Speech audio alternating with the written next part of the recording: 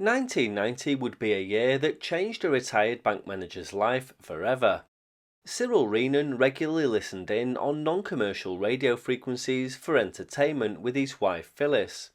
He said he enjoyed trying to pick up racing tips by eavesdropping on conversations between people in the racing world, but his claim that he'd stumbled across a private phone call between the then Princess of Wales and her friend James Gilbey by chance would turn out to be an explosive one.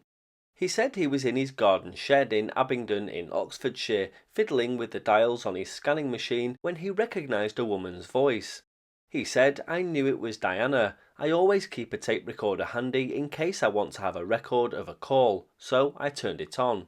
Cyril was thrust into the media spotlight when he revealed he'd recorded the telephone conversations in January of 1990 using his £900 radio receiver and a tape recorder. The conversation, which allegedly took place on New Year's Eve of 1989, was made available via special phone lines that allowed 60,000 callers to hear the contents of the 30-minute tape for themselves at 36 pence per minute. The tape began mid-conversation and covered topics such as the BBC soap opera EastEnders and the strange looks that Diana received from the Queen Mother.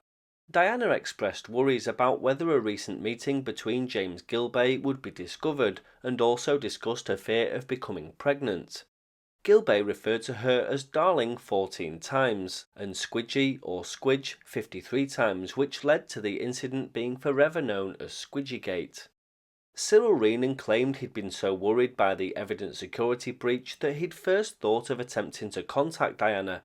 He said, "I could have used a code word, perhaps the nickname Squidgy. I was trying to save her face in a way." However, he decided he'd ring the Sun newspaper instead.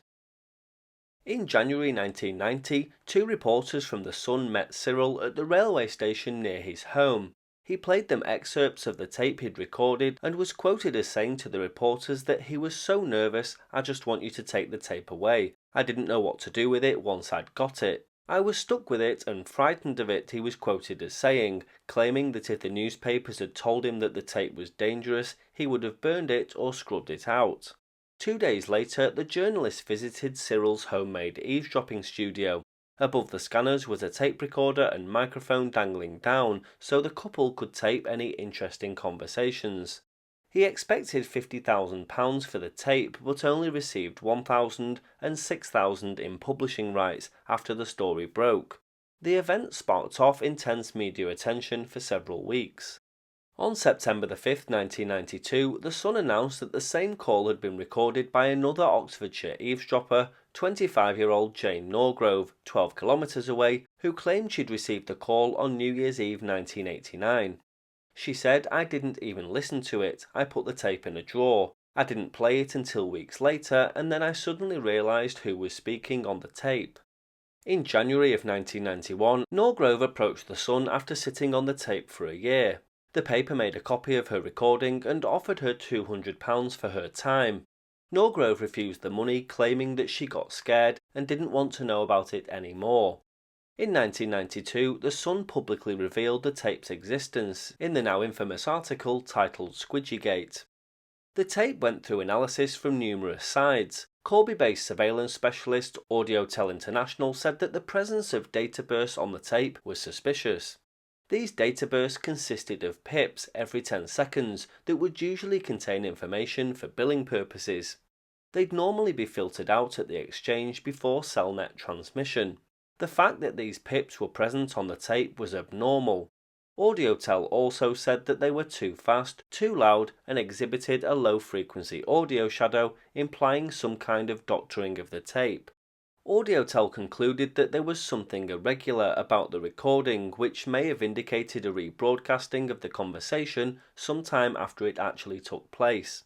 William Parsons of anti-surveillance consultant System Elite said that the technical and atmospheric requirements for such a recording to be possible, i.e. both halves of the cellular telephone call with equal clarity when the callers were over 100 miles apart in different network cells, were so improbable as to arouse suspicion.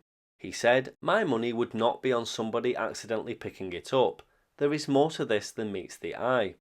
A further independent analysis was carried out by John Nelson of Crew Green Consulting with assistance from Martin Collins, an audio analyst from Sony International. Their analysis demonstrated convincingly that the conversation could not have been recorded by a scanning receiver in the way that Cyril Renan had claimed. They said there was a 50 Hz hum in the background of the conversation, together with components in the recorded speech with frequencies in excess of 4 kHz. Neither could have passed through the filters of Renan's ICOM receiver or have been transmitted by the cellular telephone system.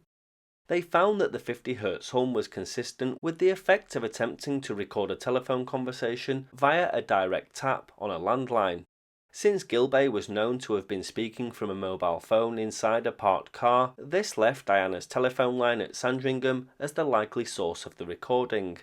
This analysis, written after a visit to Cyril Renan and examination of his receiving setup, which consisted of an ICOM wideband scanning receiver and a conventional television antenna, showed that the recording was most likely to have been made as a result of a local tapping of the telephone line somewhere between the female party's telephone itself and the local exchange.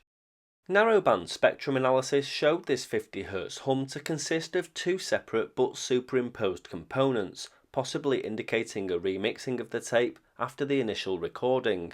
The spectral frequency content of the tape was inconsistent with its supposed origin as an off-air recording of an analog cellular telephone channel, but quite feasible if the recording had been made via a local end direct tap. As well as the strong technical case he made against the recording, Nelson established two other significant points. The first was that Gilbey's mobile telephone was registered to the Cellnet network.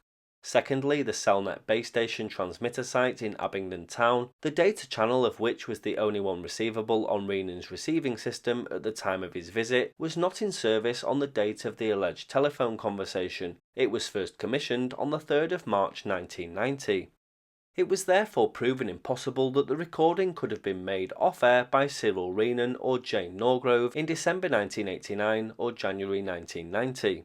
The data bursts that had aroused the suspicion of Audiotel International were also reviewed, and Collins and Nelson stated that we are forced to conclude that these data bursts are not genuine but were added later to the tape. They originated with a locally made recording and show that an attempt has been made to disguise a local tap by making it appear that it was recorded over cellular radio. Cellnet conducted its own internal investigation after the publication of the Squidgygate transcript, because Gilbey had been speaking on a Cellnet phone. Cellnet's inquiry had replicated the findings of Collins and Nelson and said that it was completely satisfied that the network had not been eavesdropped on. Reporters, radio and television crews camped outside Cyril Renan's house for weeks after the story broke.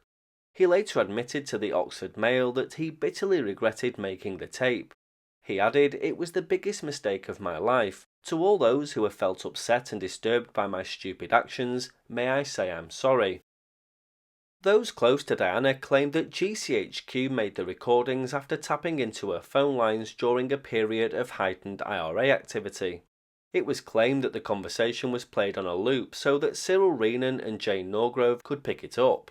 Further investigation revealed that the transcripts contained additional details not in Renan's tape, and that the whole recording was spliced from numerous conversations on different dates. Other tapes were sent in to the Daily Mail anonymously in brown envelopes that also contained different information. Cyril also revealed he'd recorded his tape 4 days after in early January 1990, while Jane Norgrove's tape was recorded on New Year's Eve 1989. Renan and Norgrove were widely reported to be radio amateurs or radio hams, not scanner enthusiasts or shortwave listeners. Neither of them turned out to be radio amateurs.